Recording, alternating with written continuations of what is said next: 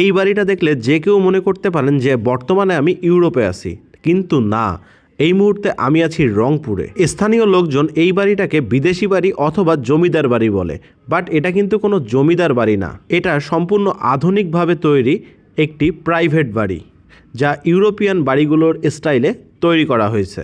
এই বাড়িতে দেখতেই পাচ্ছেন বড় বড় সাদা খুঁটি আর রাজকীয় লুক। এই রকম ডিজাইনের বাড়ি কিন্তু আমাদের দেশে খুব কম দেখা যায়।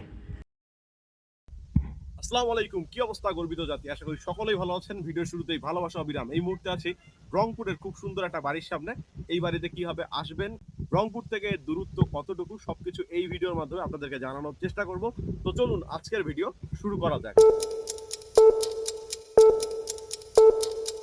এই বাড়িটাতে আগে টিকিটের ব্যবস্থা ছিল, বর্তমানে আপনার টিকিট লাগে না। আর এখন একটু জনসাধারণের প্রবেশও কিন্তু সীমিত করা হয়েছে আগের তুলনায়। এটার লোকেশন হচ্ছে রংপুরের পীরগঞ্জ উপজেলার সানেরহাট নামক এলাকায়। রংপুর থেকে বাইকে যদি আপনি এই বাড়িতে যেতে চান তাহলে 35 থেকে 40 মিনিটের মতো আপনার সময় লাগতে পারে।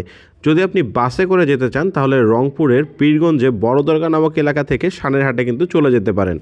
তবে এইখানে কিন্তু বর্তমানে পর্যটকদের প্রচুর আনাগোনা লক্ষ্য করা যায় না, কারণ হচ্ছে এখন এটা একটু শিথিল করা হয়েছে।